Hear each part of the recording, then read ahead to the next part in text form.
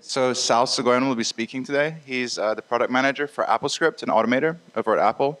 I've been asked to remind you that if you have any questions that involve Google confidential information, you should wait with them until after the videotaping is stopped, because we might be doing stuff with the video later. All right, Sal, take it away. I'll also wait till I get my pen and paper out so I can write everything down. Like we could actually use it anyway, you know. It's like talking another language. You guys are over here going, we'd be put the two together and be, why? We don't know what it is. So I just started off my talk doing impressions. That's great. Okay. We're going to go from there. I'm Sal Seguin. I'm the AppleScript and Automator product manager for Apple Computer for the last 9 years. 9 years for AppleScript. Automator is new. It just came out in our last OS release, which is called Tiger. And it's one of the many features, including dashboard and spotlight and a lot of the 150 new features that were in Tiger, one of which is Automator. And my area of expertise deals with automation. And automation is the lifeblood of any small business or anybody trying to get out from underneath a barrage of work and things to do. And it's an incredibly powerful tool because what it does is it lets you program without having to know any programming. It's basically drag and drop, answer a question or two, and in no time you're automating the kind of things you want to do with the computer.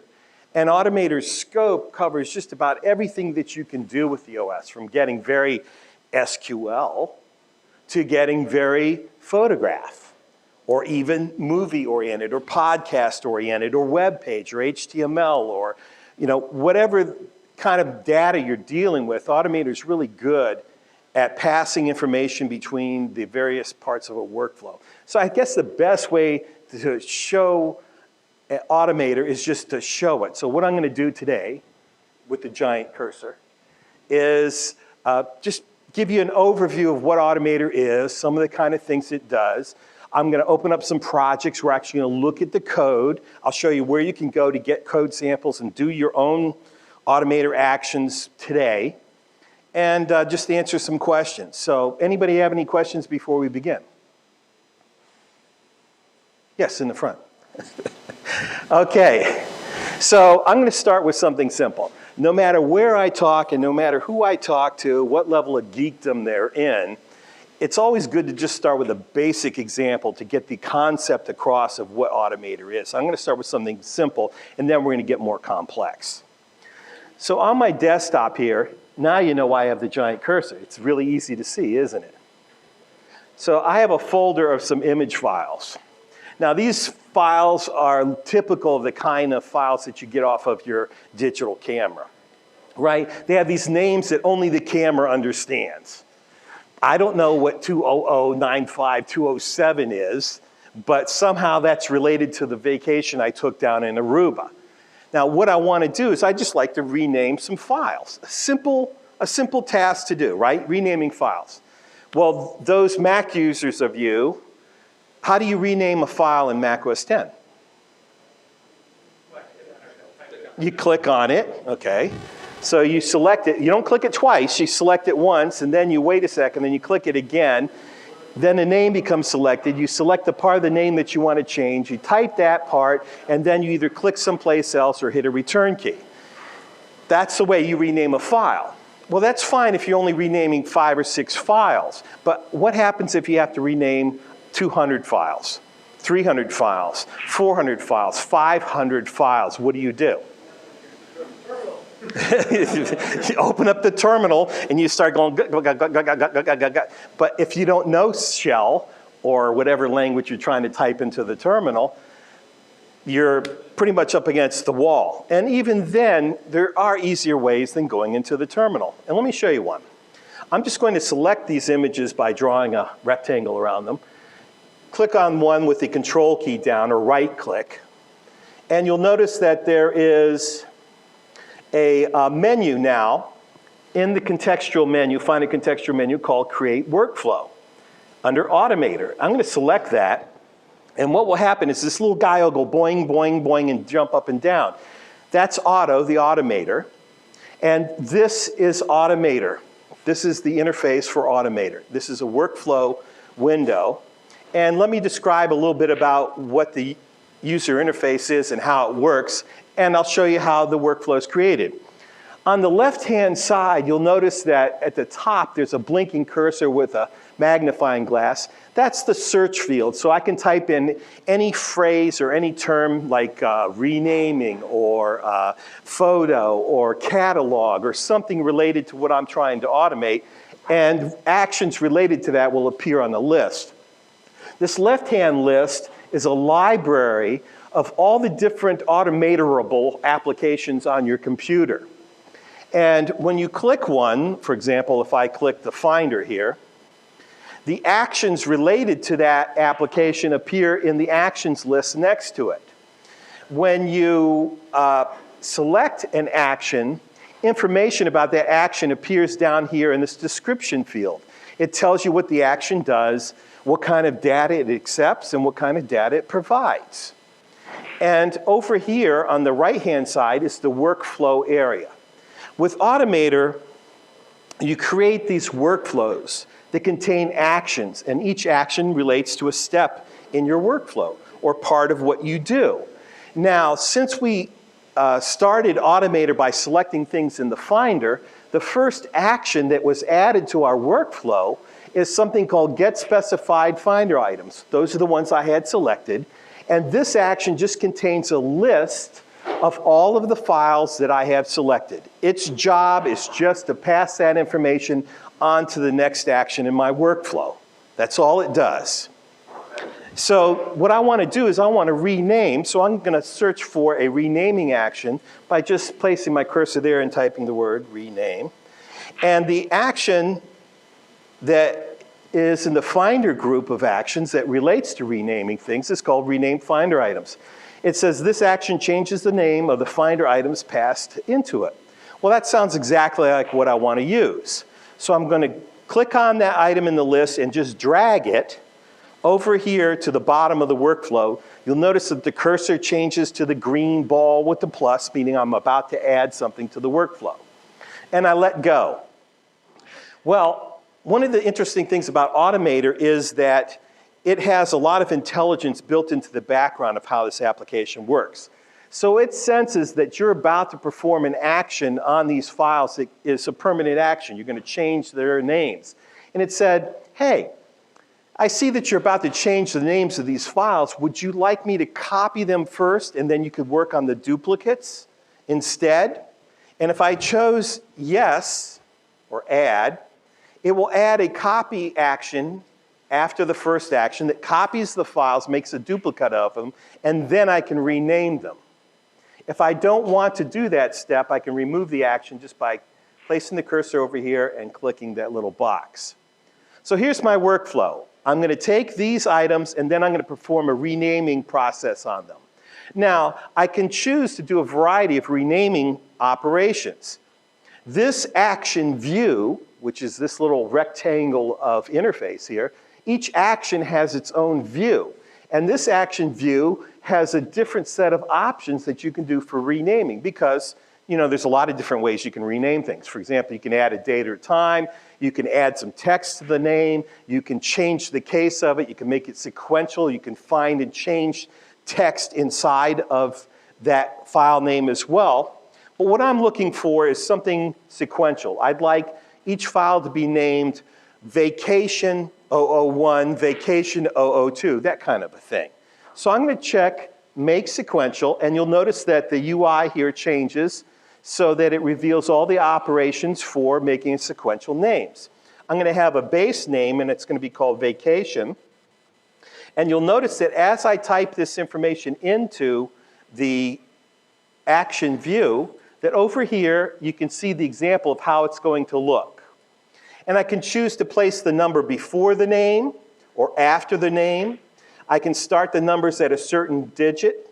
I can separate the number by a period, a dash, a space, an underscore, or nothing. I can just have it run right into it. I'm going to use a dash, and I want to make all the numbers 3 digits long. So it's Vacation-001, Vacation-002. And that's it. That's my whole process right there. So what I'm going to do is try to move this so that we can see here. I'm going to make a little copy of this. Go back. Okay, so I'm going to run this workflow, and you'll see when I run it that all the names of the files were automatically changed. Simple process, right? We created a workflow that took those files and then renamed them. Now, that's a lot to go through if you just want to rename some files. Can we take this workflow and make it generic so that I can use it at any time I want on any set of files? Well, yeah, you can. By default, every Automator workflow can accept input from some kind of a source, whether it's the Finder, whether it's an application, and it can take that material or information that's passed to it and work on it. So since I'm not always going to be renaming the same set of files here, what I'm going to do is just delete that action and keep this one. Now, I don't always want to rename my files vacation. I'm going to place the word untitled in there just to remind myself, and then I'm going to click this options triangle here to disclose this option, show action when run. Now what this will let me do is when I save this workflow and run it, it will show me that little bit of UI for that action so that I can enter the name that I want to use for that particular set of files. So now I'm going to save the workflow, go up to the File menu and choose Save as Plugin. Now, one of the interesting and powerful things about Automator is that you can save it so that your workflows appear at your point of need, where you actually need them. And one of the spots that we're looking at is the Finder. On my desktop, I want to save this as a plugin for the Finder.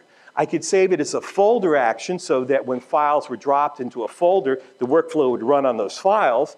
I could save it as an iCal alarm so that it runs at a certain time. I could save it as an image capture process so that when I plug in camera in, that workflow automatically runs on the images that get downloaded from the camera.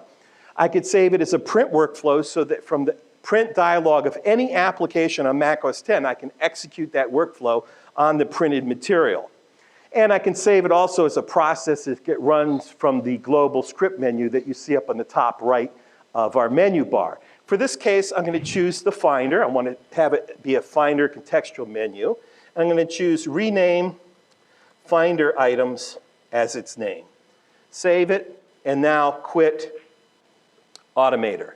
So if I want to rename some files now, I just select them, hold down the Control key or right-click, and now you see that there's my workflow process right here on the contextual menu.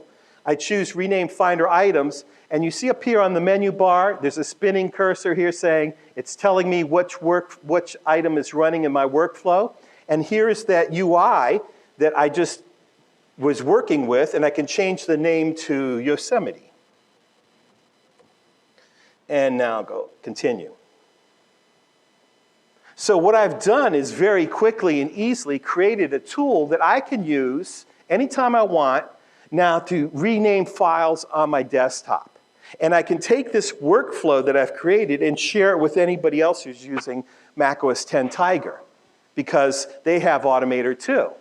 And that means that they can take advantage of this. So I can create workflows that my staff can use to make their life easier, to make their work faster, more consistent, and more accurate. That's the advantages of having automation. A simple example, but it kind of gives you the idea, doesn't it? Interesting? Semi? Okay. Let's look at another example involving websites, because I hear you guys do a lot of stuff with HTML and websites and cool stuff. So I'm going to launch Safari here. Now, we've all seen these kind of websites, right? Where, you know, Joe Schmo puts his family photos up. I do it too. We all do it, right? Everybody does. You post it, and there's thumbnails, and if you click one of the thumbnails, you get the pictures, you know, of the larger size. You get the little picture of the larger size. Here's Carrie D at Disneyland. That's her eating chocolate. So these are very nice photos, and I'd like to add these photos to my iPhoto collection on my computer. Well, how do you do that? Well, I click each one, I get the big one, and then I drag it to the desktop, and then I click the next one, and I grab the big one and drag it to the desktop, then I get them all together, and then I import them into iPhoto. Is there an easier way to do this? Of course. Like I said before, Automator handles a lot of different kinds of data.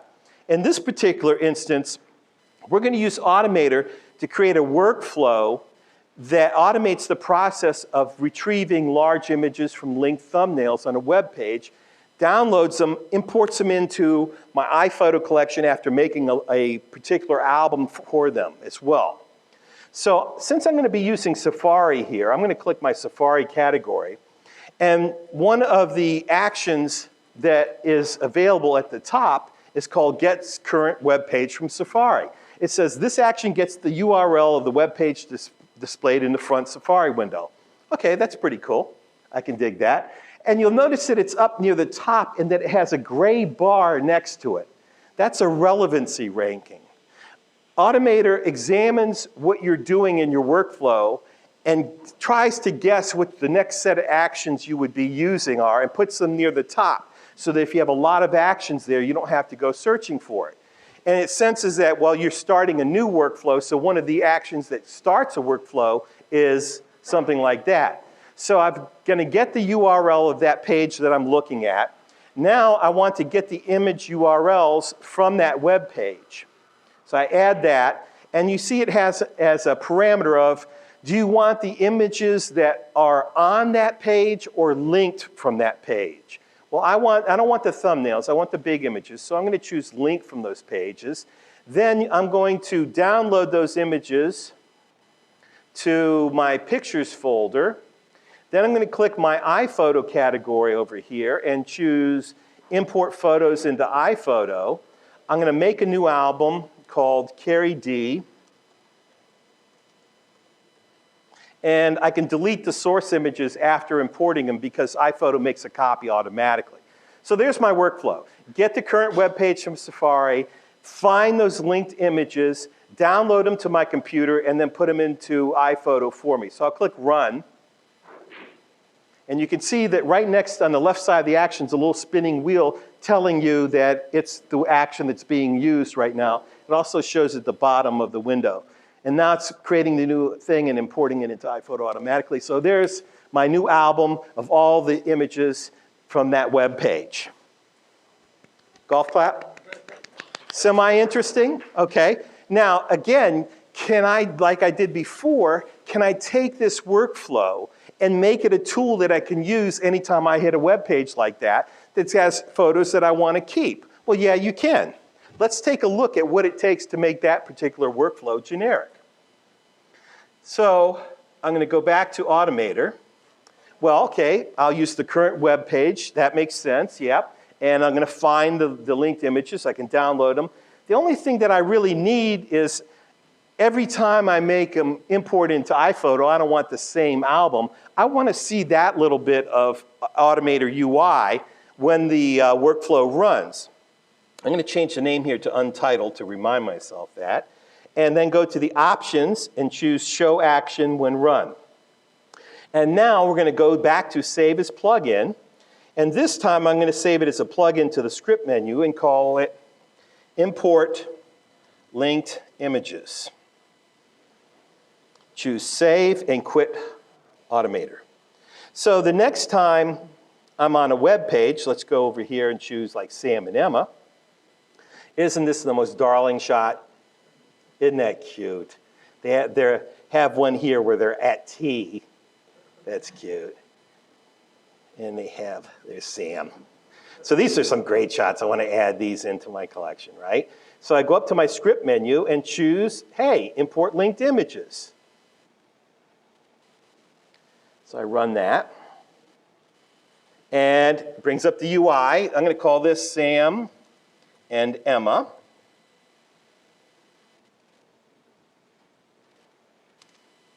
So now, using Automator, I've created a simple menu item, a simple tool that can be accessed from a menu. So whenever I go to a web page As images I like, I just run this thing, and it sucks them down and puts them into my iPhoto collection in an album that I name on the fly. Pretty cool, huh? Semi-interesting? Okay. Now, let's take a look at the family relative version of this. How many of you are the support center for your immediate and non-immediate family? Come on, right. We all know it. We love our relatives. We love our parents. We love our in-laws. We love our brothers and sisters. But we all know that we're like, no, Cheryl. No, you don't click on that one. No, okay. No, that's not the window. Click on the desk. No, okay. Wait. Stop. Don't click anything else, right? So is there a way we could take like a workflow like this? If I have some photos that I want to share with some family members, I can't count on them having the wherewithal to go to the right page and run this workflow. I need to make something that's even more, I'm not going to say bulletproof, there's a better term. You know what I was going to say, but I'm going to say bulletproof because I'm a politician. That's the truth. So let's see. Pardon me here. I'm going to run a little script, an Apple script here to clean up a thing. Okay. So let's say that I have some photos here of my niece Trina's wedding, right? And I want to share these photos. So I want to make something that I can send in an email to all the relatives that they just click this thing and it automatically goes and gets the photos and it puts them on their computer for them automatically. So how do I do that? Well, it's kind of similar to what I did with Automator before. Let's take a look at it. So this time, I'm going to go to my Safari category, because I'm using Safari here, and I'm going to choose Get Specified URLs. This action passes the specified URLs to the next action. Okay. I'll add that. By default, it has a one URL in there already for Apple, so I can remove that by selecting and click minus. I don't know why that got put in there, but somebody thought it was marketing, but so. Now, if I want to add a URL to this, I can drag and drop them in from the Finder. I can do whatever I want, but I'm going to just choose this button here, Get Current Safari Page, and it adds that URL into this action. So the result of this action will just be that URL to that page. Now, we already know what the next action is going to be, and it's going to be Get Image URLs, get the ones that are linked. Then I'm going to choose the download. I'll have them go into their pictures folder, and then I'm going to have a new import photos. I'll have it make an album called Tom and Trina Wedding, and then delete the source images. So there's the workflow that I'm going to give them.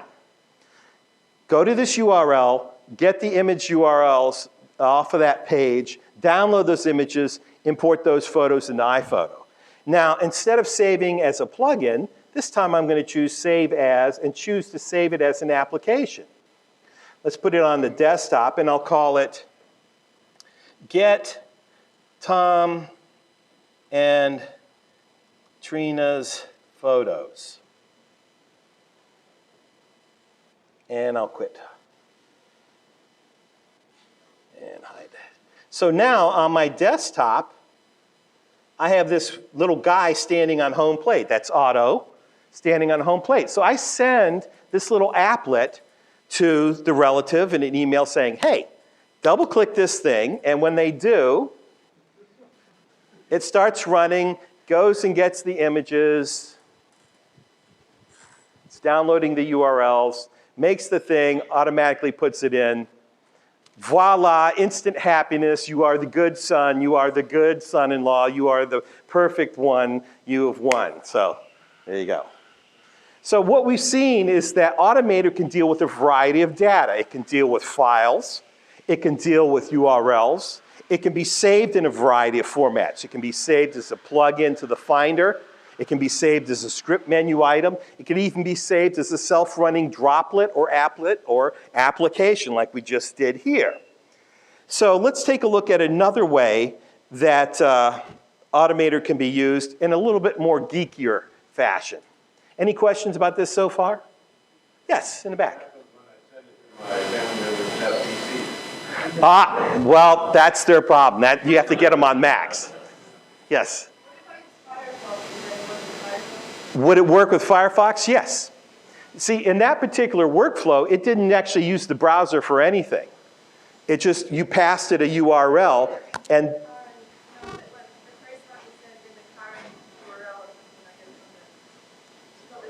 right. The question is she's asking, well, can I do this with another browser besides Safari? Not if you're using the get current web page, but if you're getting get specified URL, then you can pass in any URL you want. And then you get the ability to have this automatic download process. The code that's used in these Automator actions we'll be getting into just a moment, but basically that was using core image I/O routines inside the OS to do a curl command to the web page to scan it, and then it used Perl to parse it, and then it passed it on to another process for downloading. So the nice thing is that you don't have to think about any of that, do you? All you're doing is thinking about what are the steps I want to accomplish, and then you're making this workflow. Yes, over there. I'm sorry? Can I comment on the security implications of sending a self-running application to somebody in an email? Yes, it's a very dangerous thing. You don't want your relative just doing that with anybody, but if it's you, if I'm sending my father-in-law an email and I called him up on the phone, I said, Harry, run this thing, he's going to be okay with it. What I tell usually the people that I work with is if you don't know who it came from, never run it. Yes? Is there a way to look in the application and see what it's going to do before you run it? If it's not saved as run only, you can actually drag the application back onto Automator, and it will open up the workflow and show you what it's going to do. So you can go back that way. Another question. There was one over here. Yes? When you built that application, you said, oh, you know what's going to come next, and you quickly typed all those things in. You have no subroutine that you could go pick some other script, or whatever you call these actions. Actions. Yes. That would be composed of things and drop it in. There's no ghost up. Okay, I'm missing a term here. Ghost up, meaning? I think if you had already created a workflow, right. You had that original workflow that yes. did most of the work. Yes. Could you have dragged that original workflow into the new workflow? Yes. So you can chain workflows together if that's what the question is, or you can insert things into workflows. Yes, you can do that. Does it look just like it's been expanded, or does it look like one blob? There's actually an action called run workflow. And it just appears as a name in the list, or you can just take the entire action code and it will just insert those actions into the workflow. So we have workflows when we test that are like 100 actions long, just to make sure that it can handle that kind of thing. So since we're getting a little bit geekier, let's take a look at a scenario of, I want to find all the images of a certain directory that have a certain property to them. I want to make an archive of them and add them into an email. And I'm going to use a different approach than I have used before with Automator. So the first thing I'm going to do is I'm going to use the Finder to identify the folder. So I'm going to select the Pictures folder. And now watch as I drag this, what do you call that? That's an alias thing. It's a thing. Drag that into the workflow, and you see it automatically picks it up as the Pictures folder. And it creates that same get specified Finder action items thing. It's going to pass on a reference to the Pictures folder to the next action. But for this action, instead of using a regular Spotlight command or a Finder command for finding, I'm going to run a shell script that I'm going to write myself right now. You'll notice that if I click the Automator category, there's a set of actions here like run AppleScript, run web service, run shell script, and you can customize and make your own actions on the fly. If there isn't an action for what you want to do and you know how to write a little bit of shell code, you can write a series of shell actions together and just have them linked together and act just like a pipeline, and pass it on. So you can choose a variety of different shells to talk to. You can do Bash, CSH, TCSH, Perl, Python. So I'm just going to use Bash, and I'm going to have pass the input into as arguments and get rid of the thing there. And I'm going to have it do a find command catching the variable that gets passed through and use name. And the name will be small wed. And then put a wildcard in there because I know it's a JPEG. So find all the JPEGs that begin with that in their name and then pass that on. So I've just created an action myself to do a find using the shell's find command. Now let's just look at the results of that. I'm going to choose this view results action and add that to the list as well. And all this will do is show the results of the last action. So when I run this workflow, you can see that what it did is it found all the pictures that match a certain parameter and passes those on to the next action as a POSIX list of POSIX paths, right? So the next action I want is to create an archive. Well, I'll just do a quick search here for archive and create archive. It'll create a zip archive on the desktop. And then the next thing I want to do is do a mail. Let's see, new mail message.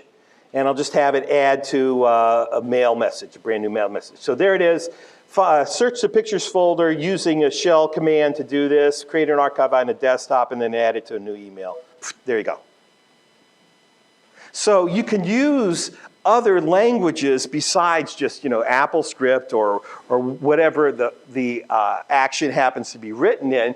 You can use Shell, Perl, Python, Java, Objective-C, C, C++, whatever you want, whatever language is supported by the operating system, you can use when you create your actions, or you can use these on-the-fly actions of run web service, run shell script, that kind of thing. Is that interesting? I see some wheels turning now. You're going to go back to the office and start writing these little workflows and shell stuff, going, oh, my favorite shell stuff. Okay, let's take a look at another example of the power of Automator and what it can do. Like I said, Automator can handle a variety of data. We've seen it handle text, we've seen it handle pictures.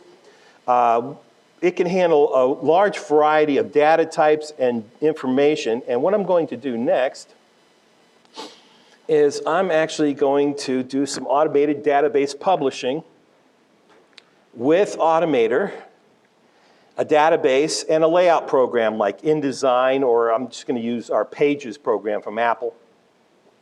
Doesn't make any difference what program you use. The principle is the same here of what I'm doing. And let's make this fit in the window here so that you all can see what we're doing. And let's have it fit with.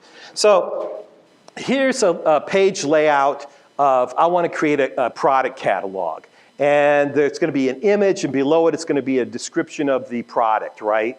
It's going to have its price, its SKU number, all that kind of name, all that kind of stuff. So I want to easily create a product catalog using the information that's contained in this FileMaker Pro database. Now, Automator has built-in support for SQL. So if you want to use an SQL thing, and macOS 10 has SQLite built into the core of the OS. So you can do that if you want to too. I'm just doing a FileMaker thing because it's real easy to use here as an example. But I don't want you to think that this is by any means limited to just FileMaker Pro. So I'm going to open up Automator, and I'm going to select my FileMaker Pro category here. And the first thing I'm going to do is choose it to go to a layout. And then I want to show all records. And then I'm going to sort them by name. And then after I've done that, I'm going to go down to Pages. And I want to have it get the information from using the SKU number as the identifier, and have it retrieve the text that's in the summary field, apply a style sheet to it. Let's see. Have it apply that style sheet to it, and then do the same thing for pictures. Use the SKU number as my identifier, click product image, and then have it scale the images, scale to fill. Okay, so I'm applying some processes on the data up here. I'm going to a certain layout. I'm sorting the records. I'm showing all records, and I'm sorting them. And then I'm going to build the document. So I just click Run. And you can see that it will go through, and it's taking the text and formatting the text into the tagged containers.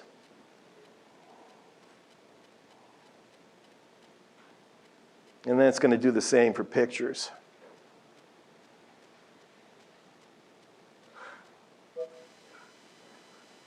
So in seconds, it just did this whole thing for me automatically. Now, what did I gain out of this? I get speed, I get accuracy, I get consistency. That could be an 80-page catalog, and I don't care. I'm going to go eat a donut while this is doing that, right? Because it's an automated process of grabbing the data. Now, here's the $50,000 question. How did Automator know to put the pig image right there? Okay, I'm testing Google, guys, now. Come on. I asked the same question at Apple, and I've asked the same question at Microsoft, so I know who answers faster. How? Aha, it's all the hippie food, see? Too mellow. Here's the way that it's done. There's two ways that you do database publishing. I don't care what the system is. I don't care how much money it costs. These are the two principles of database publishing. They remain constant. There's two ways to do it. One is page geometry generation. The other is tagged container publishing. And that's the two ways you do automated database publishing. This particular instance is an example of tagged container. Now, what is tagged container? Well, each one of these little boxes can be considered a container, right? This contains a picture. This contains text.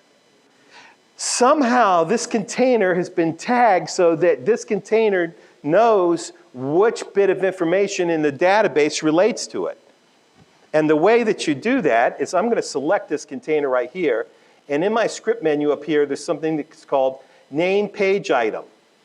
And when I do, you'll see that that page item has already been assigned a name, 330452.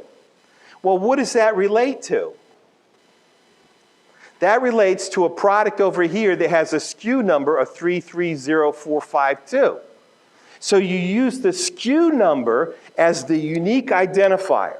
For tag container publishing, you are required to have a unique identifier. It can be a social security number, an employee number, a SKU number, an address, something that's unique. You take that identifier, and when you open up your layout, you quickly tag the various containers with the numbers. So you open up a template, tag which container goes where, save it, and close it.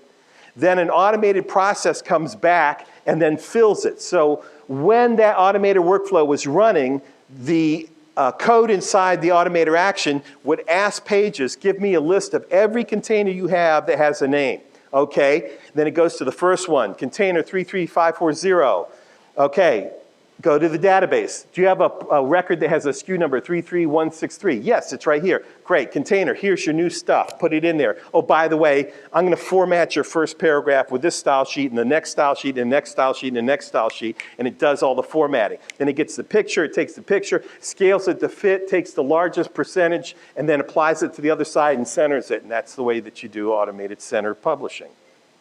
The other possible way, the other possible way of doing database publishing is container generation or geometry generation, where the database will actually make the container as it needs it. And that's a little bit more complex because the database has to contain the code for geometry generation on the page. But those are the two principles. And the nice thing about tag container is once it's done, you can delete that information, go back to it, and put in the new information.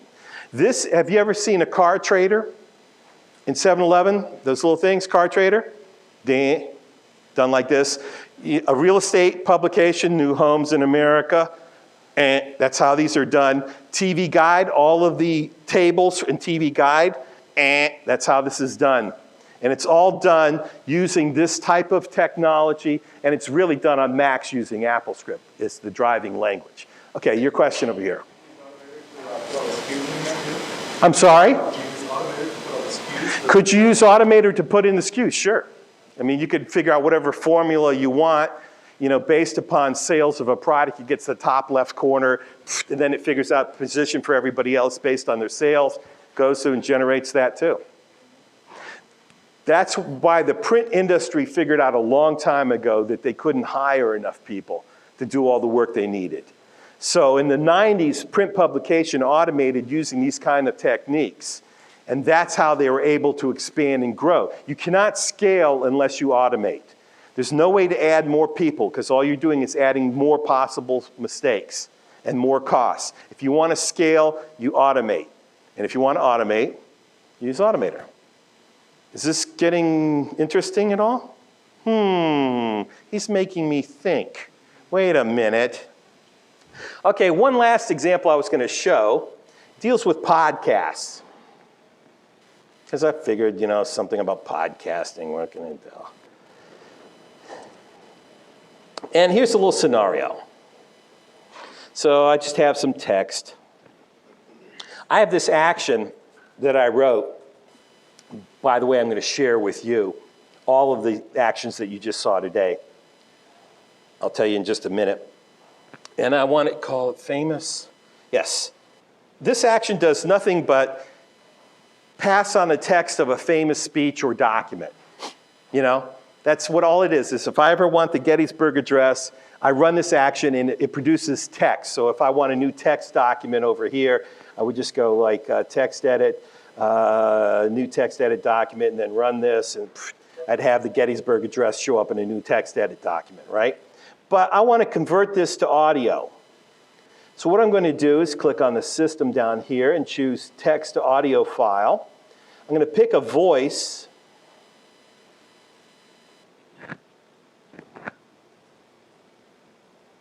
Isn't it nice to have a computer that will talk to you? Isn't it nice to have a computer that will talk to you? All right, try it again. Isn't it nice to have a computer that will talk to you?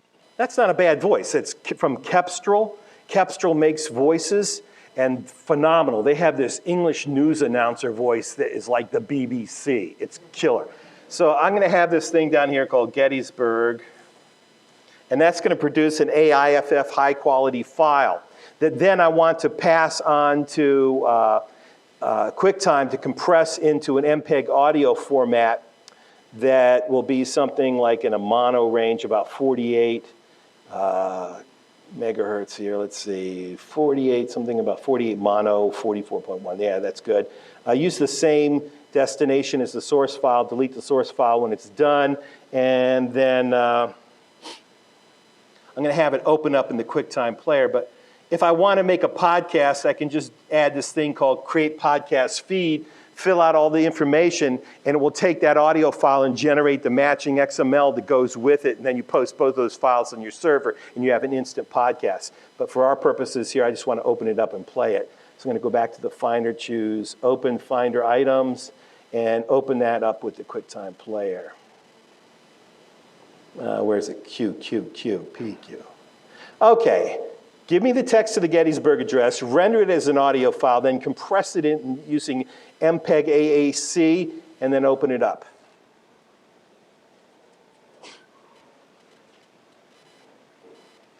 And there we go. That's exporting it, doing the compression.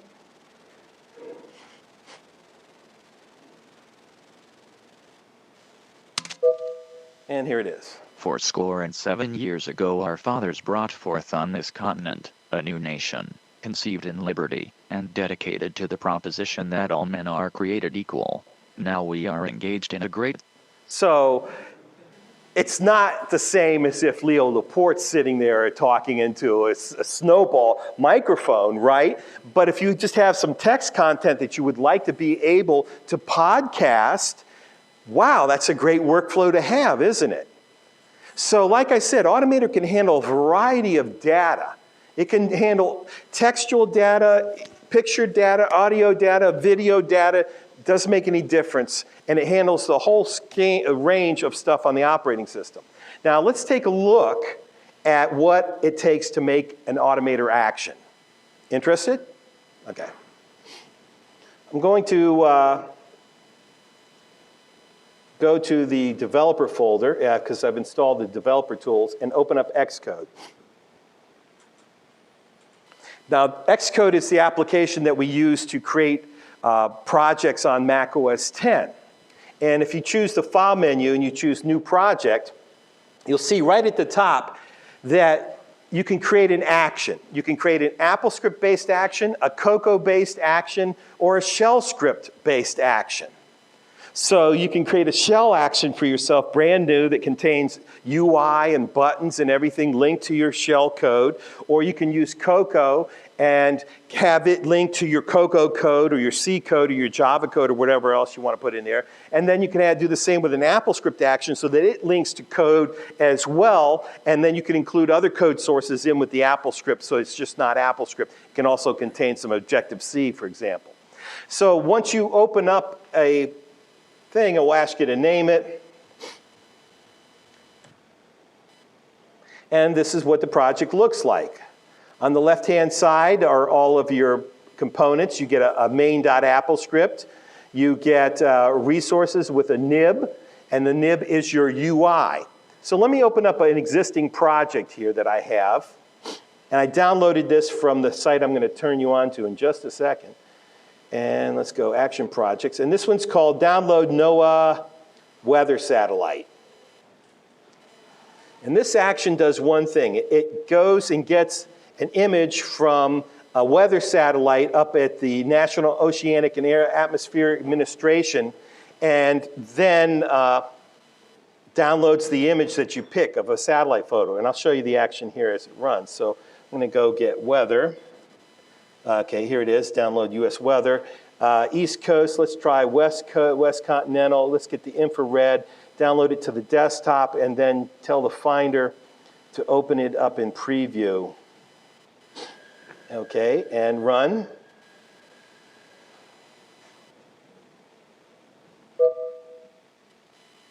So there's the latest weather photo. Let's take a look at the code that makes that happen. So go back over here. First of all, let's look at the UI. I'm going to double click this nib here, and it opens up Interface Builder, which is the program on the Mac. Let's see. Open interface palette was not found. Try to load anyway. Sorry about that. Great. Okay. Well, that one's not going to work. Okay. I'm missing some palette that it used. Let's try another one instead.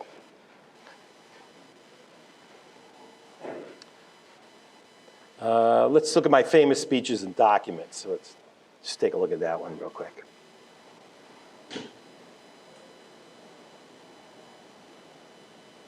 And let's open up the nib. And here's the view. Here is the action view itself.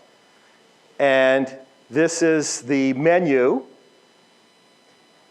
And if we go Command 4 over here, Command 1, can bring up the window. Let's show tools, show inspector. And the inspector palette's off screen because I opened, oh, here it is. So when you place an item, when you create a new project, you get this new type of view. And the view's resizable. You can size it to what you want. And if you want to add a button or something onto the view, you just literally drag it onto there. Like that, if I wanted to add a button. And then you can set the properties of that particular button, like if I want it to be a small button, right? Or I can size it to be a certain size. I can change its title to reset or something like that. And then, under your parameters class over here, you create a variable. It might be reset is the name of my variable. And then I can assign that through what is called the Cocoa binding. So I go over here and I'd say the target of that is going to be this particular variable when that button gets clicked. And now that's made the connection that connects back into the code in my project. But over here in this particular project, I have a very simple main script, and this particular script's written in AppleScript. And all this does is when the action is run, it finds the particular file that was chosen inside the action bundle and then opens it up, reads it, and passes on the code to the next action in the list. It also has another script over here that is used for controlling that particular pop-up. And you'll notice that in AppleScript, you can use this thing called call method, where I can call in methods from other languages to have them do things. And what this does is it just gets a list of the files that are within the action bundle, all the speeches, and then populates the menu for me automatically. Let's take a look at another project here. Don't save. Let's take a look at something that has a little bit more complexity to it. And let's see. Create dated folder, save image attachments, get special folder. Here's an interesting one I just did. On the Mac, there's these things called special folders, which are like 40 or 50 different designated folders, and you can use them as jumping off points. And this is the UI for that. So I want the user to be able to enter a POSIX path in this text field. Well, I bind the text field to a parameter that I create by clicking over here. And I bind it to one of these parameters here called folder subfolder path. Select the text field. From your inspector, choose bindings, and you can see that I've already bound it here to this thing called value. Now, when the workflow is run, that value is passed into the handler over here in your main script, and then I parse that value out here called subfolder path of parameters, and then based upon what the user has put in there, I perform a particular operation and then pass it on. Basically, what this does is it uses a shell command, AppleScript using a make-dir shell command with administrative privileges to create a folder hierarchy. It's hard to show a lot of this, but let me show you where to go as soon as I answer this question on where you can go and learn how to do all this yourself. Yes? So it seems like you've started out with something that's simple and generated in programming. Yeah. The thing that I want to know is there any evidence that this technique actually enables more people to control or program the Mac? Yes. I cannot share the... Oh, yeah. It has nothing to do with programming. And I can't share the actual numbers, but I can tell you it's considerable, the number of people that are using Automator now. No, they don't actually write anything. They just use it. And what they do is if you're looking for a particular action, you're going to go to a site like this, which is automator.us. And this website contains an overview of Automator. You take a tour. It will explain the interface about Automator step by step, explain what each step is, how the interface works, what it does. There's example tutorials over here, like the one I showed you about how to rename Finder items. But a lot of programming systems have online help. It's just as complicated as what you're showing there. Right. But I mean, the people that are using Automator are a variety of people. We have people that are doing, gene splicing with Automator. We have people that are doing image manipulation with Automator. We have consumers that are just doing things like downloading web page images. It depends on what you need from it. Automator can be as flexible as you like. And if you click the downloads button here on automator.us, there's a lot of actions there that you can download and install. There's developer resources if you're interested in writing actions. And I figured that since I was at Google, I could talk about this. This is not something I normally talk about. And there's also a resource button here that takes you to a list of resources about Automator, example applications like Barebones BBEdit that ship with Automator actions, action collections for Photoshop, for PowerPoint, for Office, for Adobe Creative Suite, training and articles, books, podcasts, videos. There's a lot of different resources out there. There's also Automator World, and there's AutomatorActions.com, and there's about 3 or 4 other all-based Automator sites. So if you're interested in learning, going beyond just basically using Automator and actually writing these things yourself, take a look at that. Yes? So suppose you want to do something like take your live photo library and write an action to export things, say, by grading on photos. Uh-huh. Is built in, or can you, if not, can you use Xcode to write that? Yes. It's not built in. That's not a particular action that's built in. Oh, maybe you can. Maybe you can filter by, let's see. Let's go over here and look in our iPhoto group. And get selected items, and then filter iPhoto items. We don't want albums, we want photos. Photos whose, no, there's nothing for rating. There needs to be one for rating. So rating is a scriptable. What you would do is you would write a simple one-line Apple script yourself that would go sort those images that are passed to it by rating, and then pass all the ones that are 5 stars on to the next action. So that's a case where there is no shipping action that does that, but you could write that yourself by either doing one of two things. You could go to the Automator category and choose Run AppleScript, and then put in your own little bit of Apple scripting in there to talk to iPhoto. Or you could actually just open up Xcode and create a new project and create your own action that you can share with other people. So where do you go to find out what things say in AppleScript that iPhoto, by the iPhoto?